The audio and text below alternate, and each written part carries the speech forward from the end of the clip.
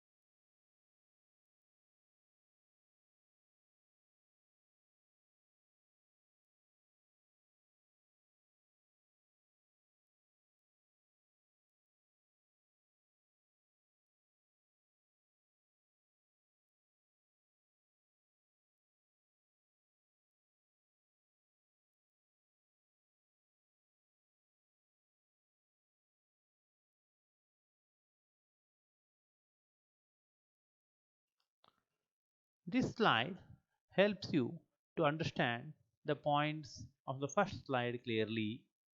Figure 1 corresponds to sectors. A sector is formed by two radii. The area bound between two radii becomes a sector. Again, sector you can say major sector or the minor sector depending on the portion we have.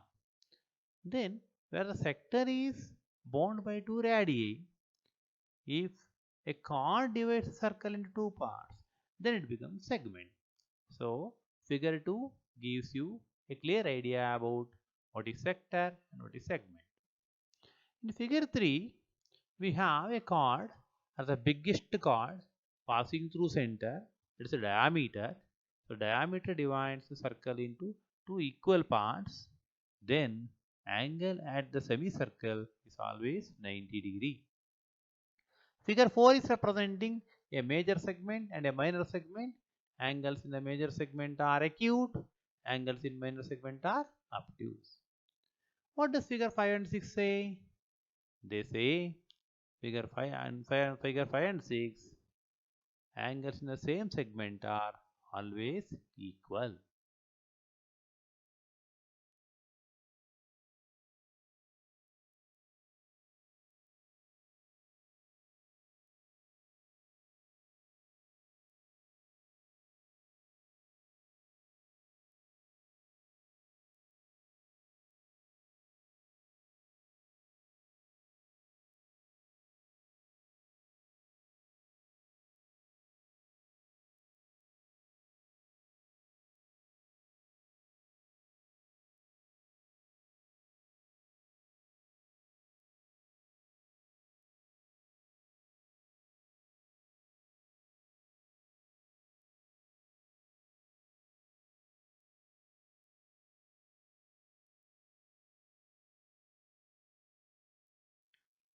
Now let us extend our activity to secants and tangents. Now this is what you have in class 10. A secant is a straight line touching circumference of circle at any 2 points.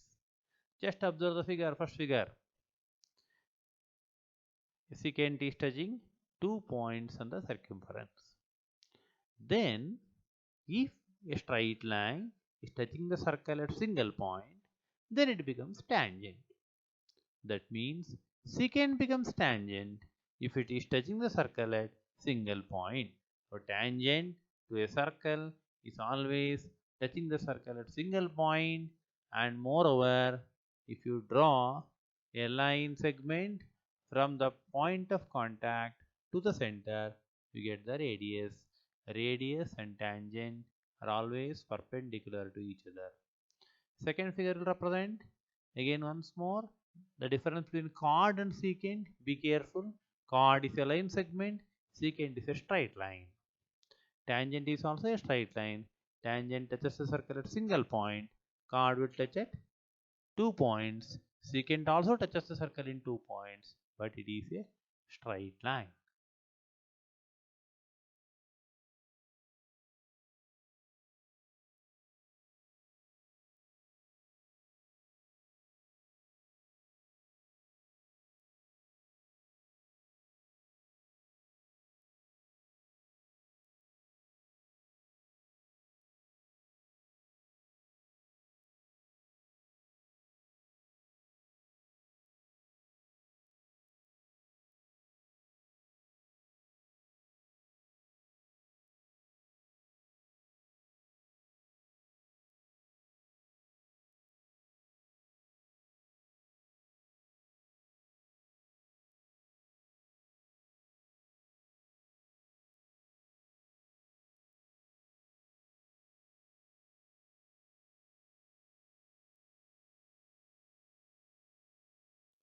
Now it's a time for today's exercise. Open page 97 of your textbook.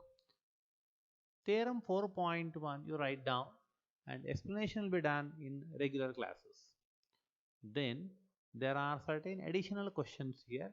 Try to answer these all additional questions in your notebook and send them back.